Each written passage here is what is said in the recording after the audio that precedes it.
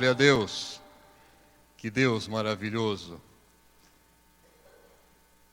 Eu gosto muito de música, porque nenhum sermão, nenhum apelo conseguiu me converter. Mas a música tocou fundo. A música, ela vai direto ao coração, ela não passa pela mente. E quando nós ouvimos uma música dessa, que o nosso pensamento não vai para o cantor, não vai para a pessoa que está interpretando, apesar de ter uma voz lindíssima, mas ela nos leva a Deus. Toda música que você escutar tem que fazer uma ligação de você com Deus. Muito obrigado, Jussara. Escolhas. Alguns escolhem ficar longe da igreja, de Deus, dos seus irmãos. Alguns escolhem ficar com um pé lá e um pé cá. E tem uma história, não é história, é história, que alguém foi para o céu.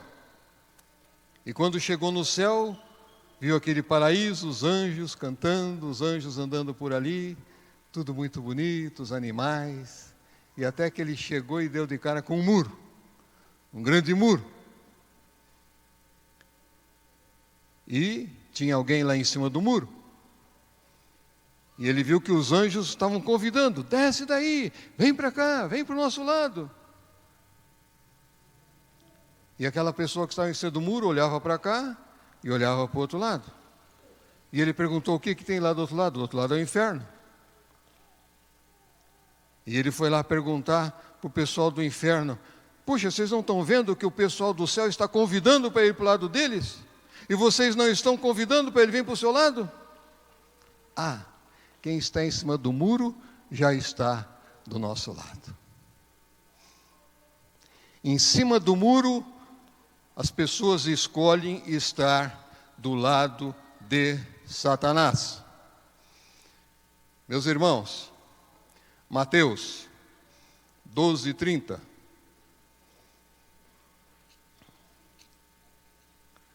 Mateus, capítulo 12, e o verso 30. Quem não é por mim é contra mim. E quem comigo não ajunta, espalha. Ou você está com Deus, ou está com Satanás. Não existe um pé aqui dentro do barco e outro fora. Não existe em cima do muro. Meus irmãos, se alguém se afastou por causa que não gosta da igreja, não gosta como a igreja faz, não gosta. Todo mundo hoje tem o seu celular. Você recebe muitas coisas aqui, muitas mensagens. Algumas coisas não são boas. É certo ou errado? Algumas coisas você não gosta. E aí o que você faz com o celular? Você pega e joga no lixo. É isso que se faz? Não. Se você tem alguma coisa na igreja que você não gosta, você não deve jogar a igreja fora. Se alguém se afastou da igreja, é porque já estava afastado de Deus. Sabe por que muitos vêm para a igreja, são batizados, e depois vão embora? Porque elas são convidadas para vir para a igreja. E isso não está certo. Você tem que convidar as pessoas para ir para Jesus, para estar aos pés de Jesus. E aí as pessoas vão escolher a igreja certa e verdadeira, e aqui vão permanecer. Levar pessoas aos pés de Jesus. então não volte para a igreja, volte para Jesus.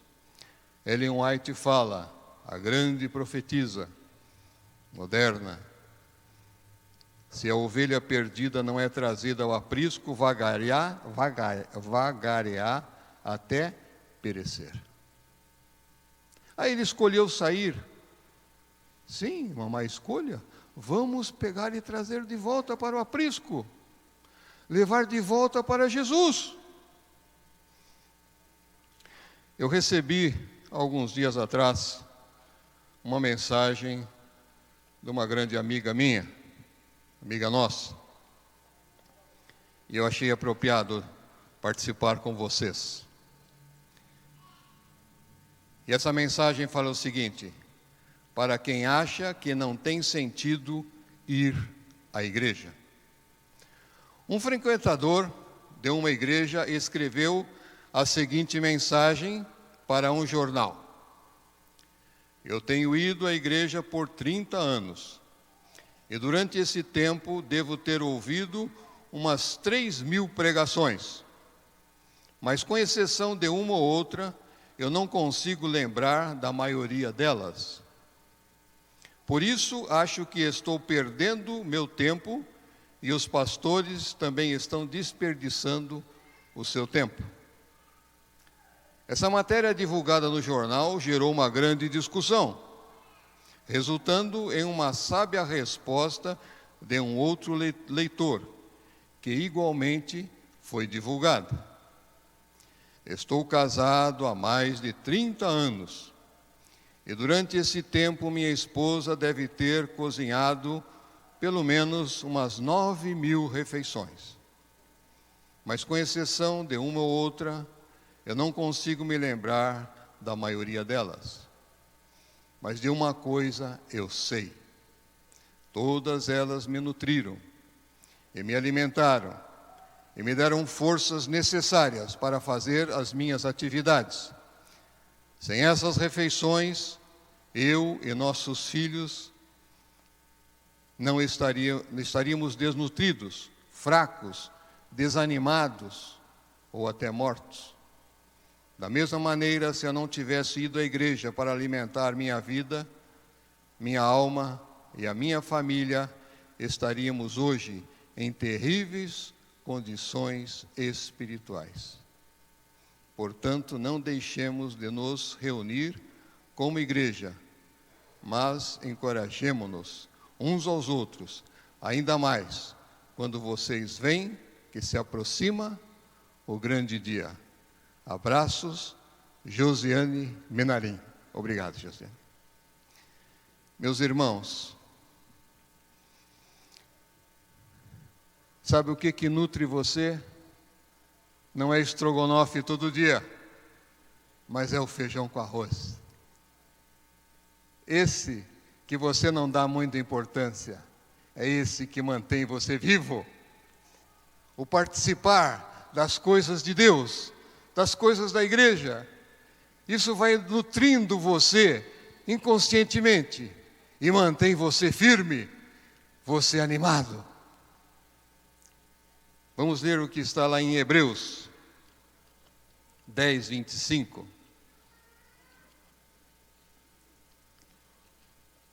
Hebreus, capítulo 10, e o verso 25.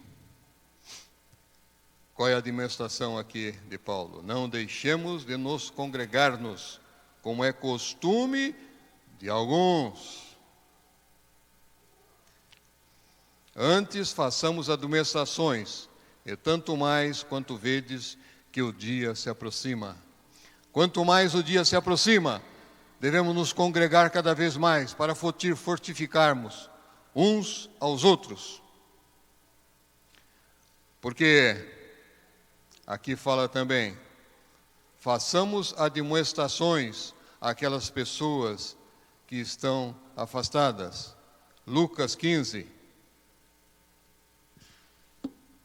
Lucas, no capítulo 15, nos fala a respeito de uma grande alegria que temos no céu. Vocês conhecem de cor. Lucas 15, o verso 7. Digo-vos que assim haverá maior júbilo, alegria no céu por um pecador que se arrepende, do que por 99 justos que não necessitam de arrependimento. Meus irmãos, quando a gente se arrepende, nós recuperamos a nossa vida espiritual. E nós temos uma mensagem muito bonita lá em Miqueias. Miqueias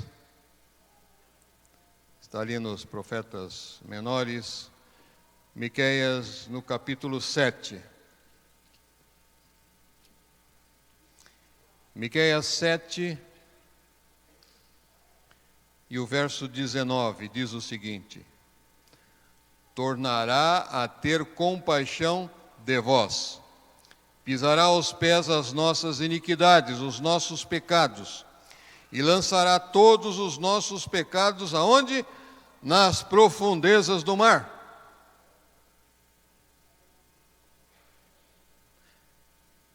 É difícil. Os homens não conseguem chegar lá.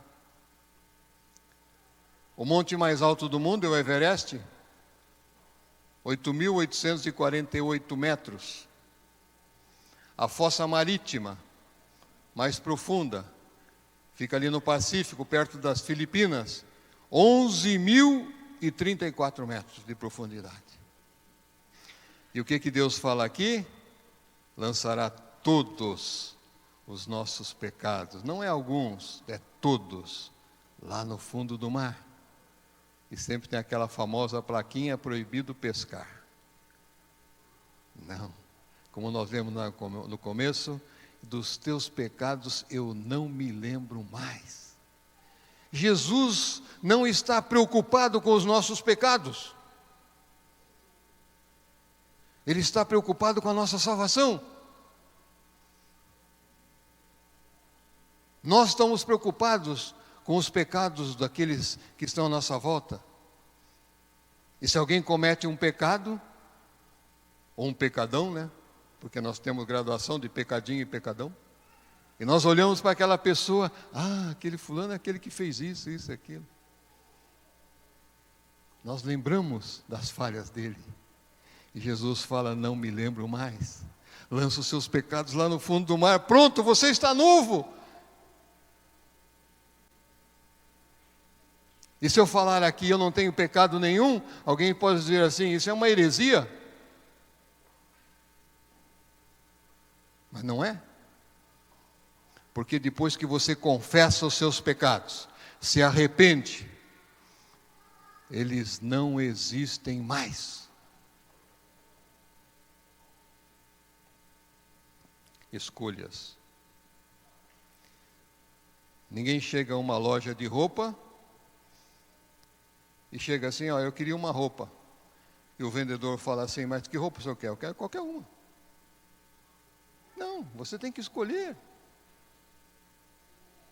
Eu um dia escolhi a minha esposa e prometi que vou servi-la até que um de nós morra. Josué 24:15: hoje escolheis a quem servais. Escolha a servir a Jesus e você vai ser feliz. Alguns escolhem retornar para a igreja, outros não. Outros estão em dúvida. Alguns estão aqui na igreja, frequentam todas as reuniões. Quem sabe são até oficiais da igreja. Mas precisam escolher voltar para Jesus. Voltar para Jesus. Nós temos aqui um irmão bem conhecido nosso.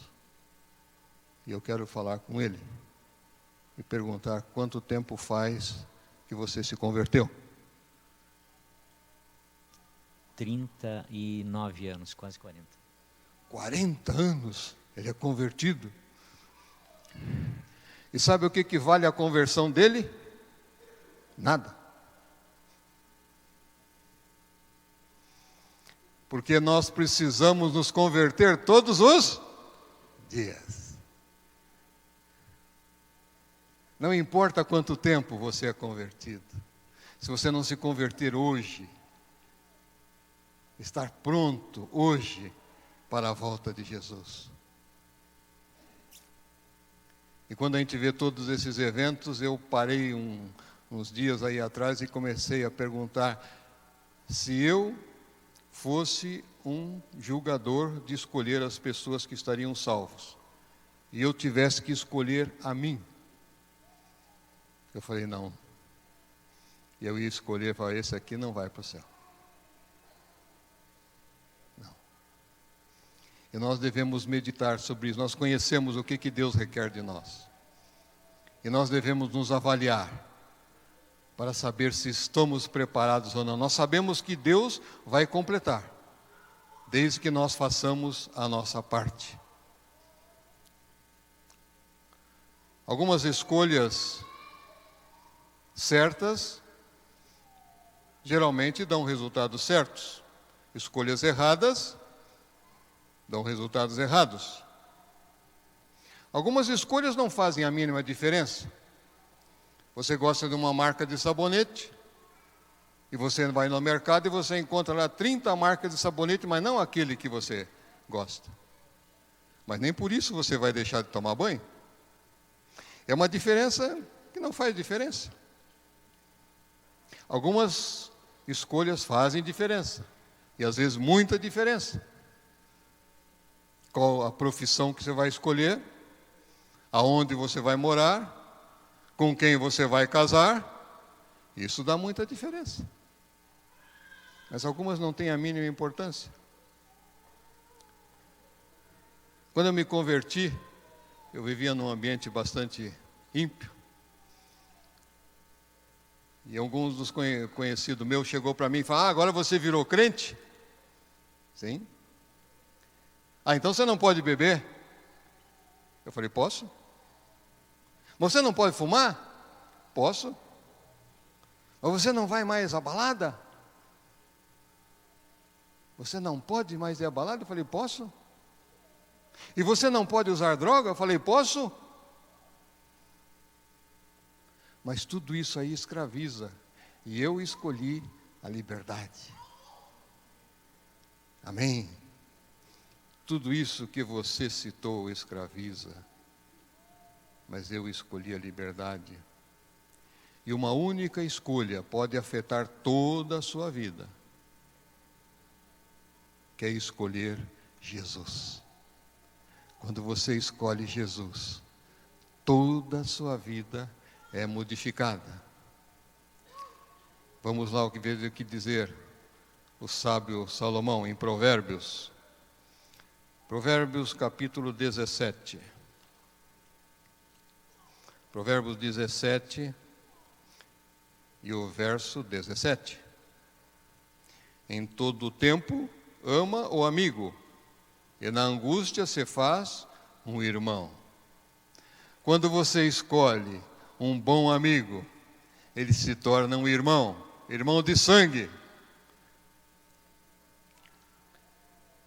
Muitas vezes eu sou perguntado, você é fulano de tal? Você é parente desse? Eu falei, sou. E às vezes as pessoas não são nem conhecidas minhas. Eu falei, ele é meu irmão.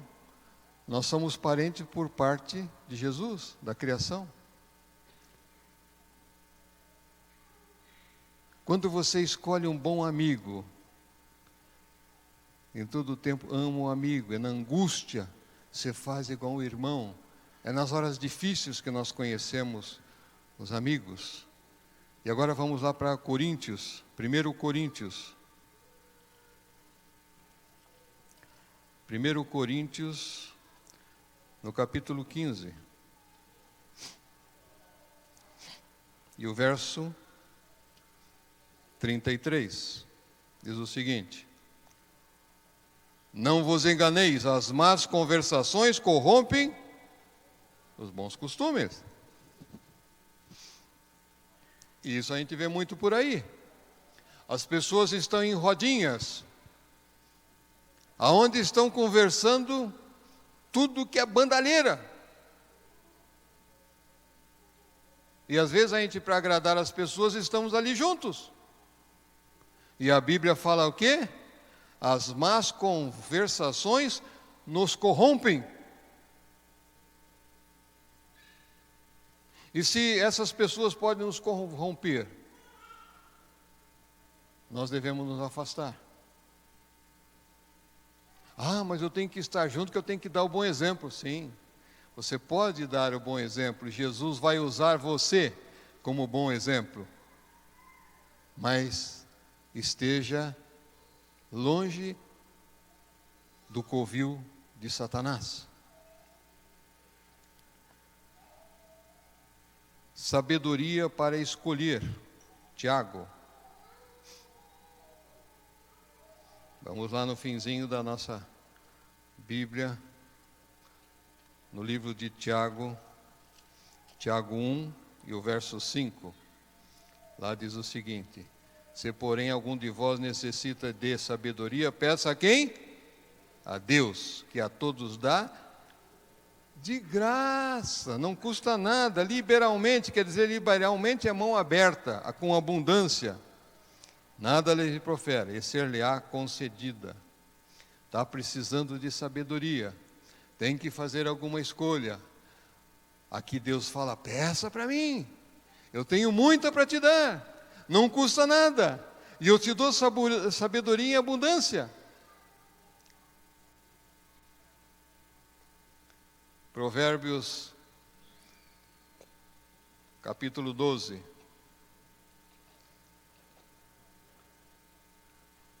Provérbios 12 e o capítulo, Provérbios 12 e o versículo 15.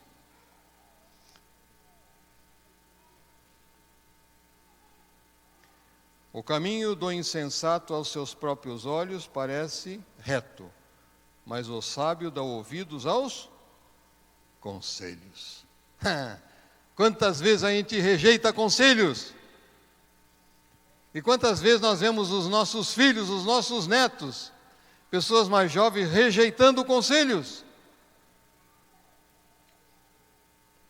Tem um ditado que diz assim: quem não ouve conselhos, cuidado, senão vai ouvir, coitado.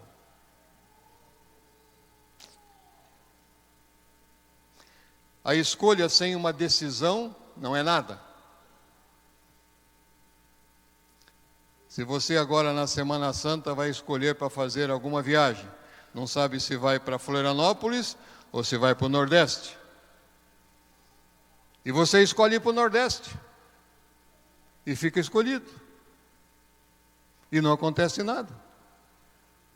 Porque toda decisão que nós tomamos, ela vem recheada de ação. Pablo Neruda, este grande escritor, falou o seguinte: você é livre para fazer as suas escolhas, mas é prisioneiro das consequências. Ao tomar uma decisão importante, devemos confiar plenamente em Deus. E só um vacilo, nós escolhemos errado. Faça como Maria, escolher ao estar aos pés de Jesus. E temos aqui mais um conselho do sábio Salomão, no mesmo livro de Provérbios, no capítulo 16 e o verso 9. O coração do homem traça o seu caminho, mas o Senhor é que dirige os passos. Nós devemos seguir as pegadas de Jesus para não errarmos o caminho. Mas aqui está falando o nosso coração. Nós sentimos que devemos seguir aquele caminho. Eu senti no meu coração que eu deveria tomar essa decisão. Jeremias. Vamos usando a Bíblia, a palavra de Deus que está falando, não sou eu. Jeremias no capítulo 17. E no verso 9. Eu senti no meu coração que deveria tomar essa decisão. E aqui fala assim, Jeremias 17, 9. Enganoso é O coração é mais do que todas as coisas e desesperadamente corrupto. Quem o conhecerá? Mas eu analisei, eu vi, eu tinha convicção que era aquilo, eu senti no meu coração que eu devia fazer isto. Cuidado, cuidado. Aquilo que está no nosso coração pode nos enganar, muitas vezes.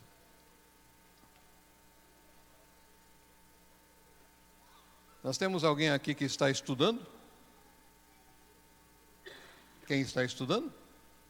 Ninguém está estudando mais? Nem as pessoas mais jovens estão estudando?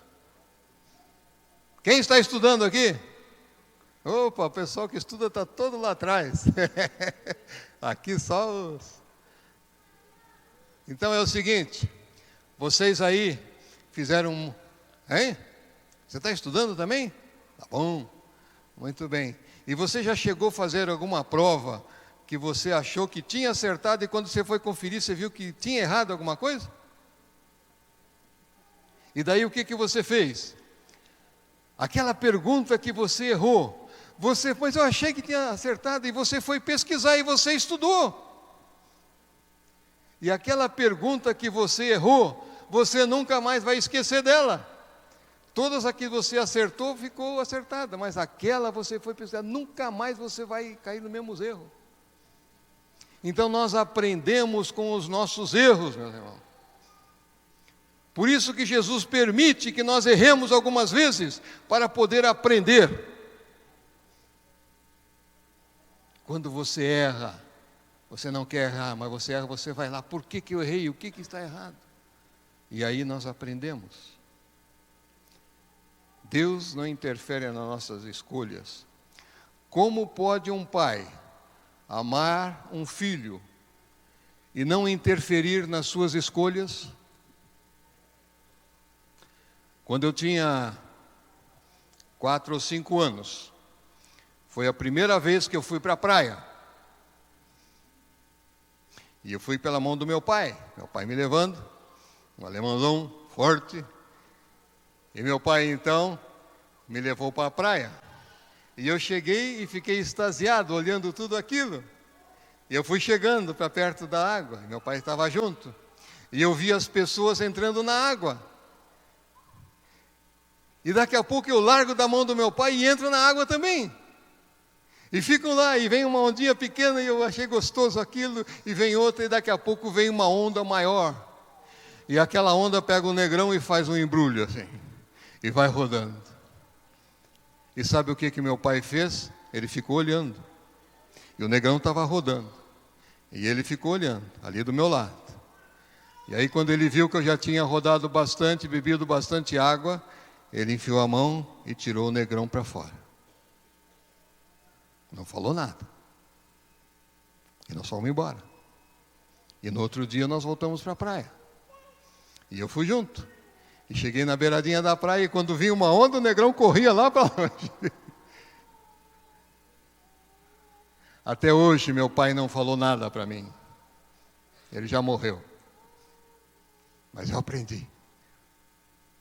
Como pode um pai amar tanto um filho? Meu pai sempre queria um filho homem. E nasceu o primeiro filho, era mulher. E nasceu o segundo, era mulher. E nasceu o terceiro, era mulher. E aí é que veio o quarto filho. O filho amado, o filho esperado.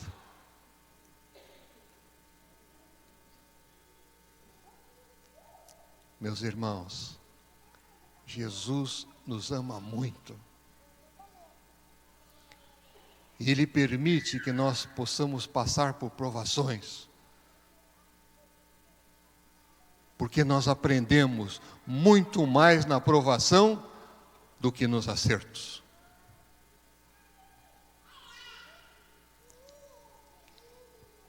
Se você escolher fazer um empreendimento, Deus aprova o teu empreendimento. Mas o empreendimento não vai bem, porque Ele não aprova os teus sócios. Finalizando, você sente que precisa de Deus, do seu amor, da sua misericórdia, da sua salvação. Quando você volta para Cristo, não há tempo perdido.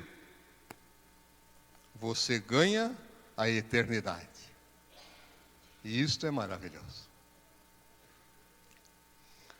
Por causa de todas as nossas escolhas erradas, Ele escolheu morrer por todos nós. Por mim, por você, por você, por você. Essa é a escolha que Deus fez. Deuteronômio, no capítulo 7,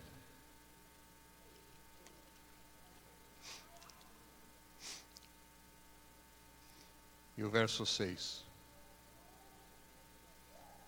Porque tu és povo santo ao Senhor. Deuteronômio 7, versículo 6.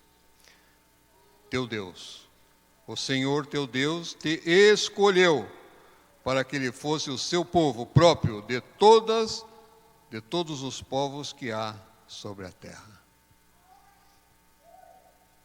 Como nós somos importantes. Deus nos escolheu. João, capítulo 15.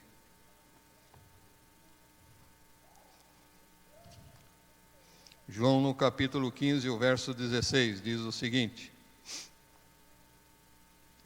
Não foste vós que me escolhestes a mim, pelo contrário, eu vos escolhi a vós outros, e vos designei para que vades e deis fruto, e o vosso fruto permaneça, a fim de que tudo quanto pedirdes ao Pai em meu nome, Ele vô-lo conceda.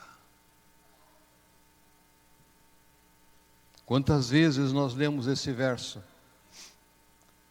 mas poucas vezes nós paramos para ver o significado. Não fomos nós que escolhemos a Deus, Ele escolheu a nós. Ele escolheu a mim, escolheu a você. E Ele pede aqui que nós demos frutos. Tudo isso de bom que acontece na nossa vida, nós devemos repartir com outras pessoas. E aí sim, aquilo que nós pedirmos a Deus, Ele vai nos conceder. Vamos pedir que a Jussara venha aqui para dar mais uma mensagem para nós, para que nós possamos meditar naquilo que nós vimos até agora.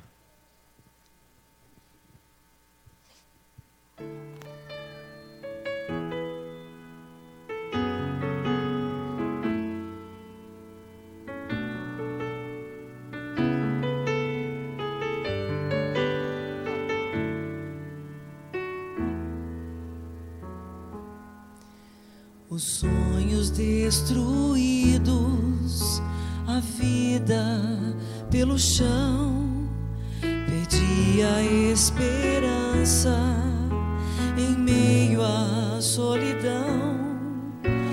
Ainda envolto em trevas, eu sinto uma luz. É Jesus, meu Jesus,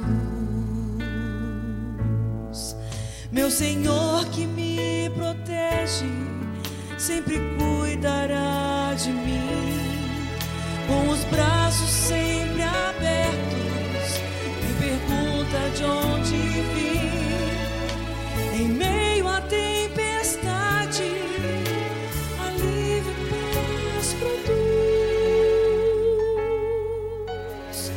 para me salvar, só Jesus, só Jesus.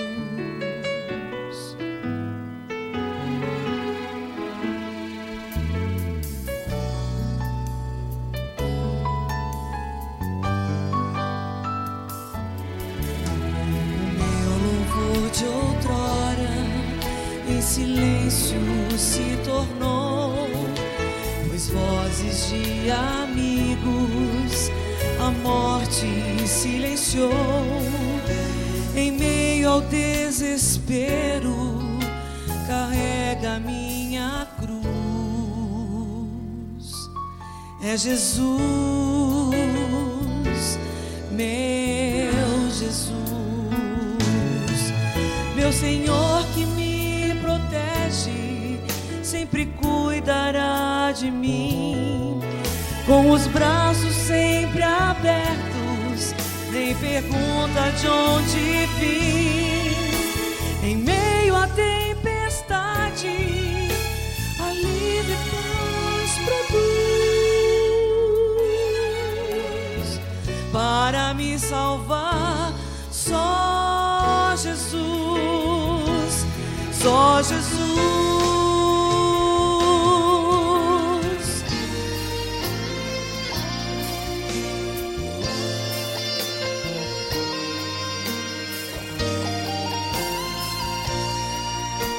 Em meio à tempestade, alívio e paz produz.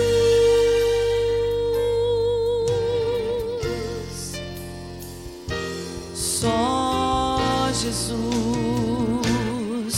meu Senhor que me protege, sempre cuidará de mim, com os braços sempre abertos, nem pergunta de onde vim.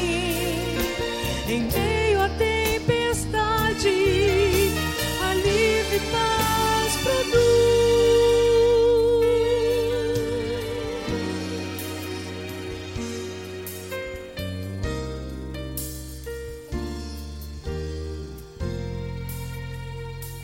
É só Jesus.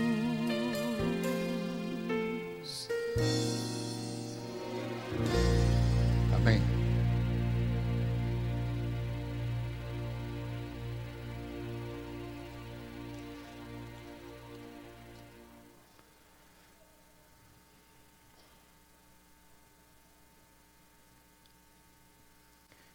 Primeiro Pedro 2 e o verso 9. Quem somos nós? Vós, porém, sois raça eleita, sacerdócio real, nação santa, povo de propriedade exclusiva de Deus, a fim de proclamardes as virtudes daquele que vos chamou das trevas para a sua maravilhosa luz. Amém, Senhor. Vamos orar. Deus e Pai, obrigado, Senhor, por Tu nos chamar das trevas para a luz. Obrigado, Senhor, pelo Teu plano de salvação. Obrigado, Senhor, porque nada custa a nós. Nós podemos escolher. E nós estamos aqui, como povo escolhidos de Deus, escolhemos a Ti como o nosso único Deus, o nosso Salvador, o nosso mantenedor. Fortalece-nos, Senhor, a Tua fé, porque o tempo se aproxima da Tua breve volta e precisamos estar preparados, e ainda não estamos. Por isso, Senhor, nos ajude, que nós possamos estudar a Tua palavra. Quando nós oramos, é Tu falando, é nós falando contigo, e quando nós lemos a Tua palavra, é Tu falando conosco. E nós escutamos a Tua palavra, nos orientando, nos alertando acima de tudo. Senhor Deus, abençoa essa igreja. Uma igreja bonita, com pessoas bonitas, com pessoas entusiasmadas pela vida. E concede a todas elas uma vida eterna, Senhor.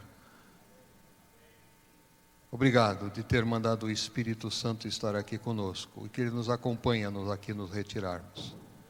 É o que nós te pedimos e agradecemos em nome de Jesus. Amém.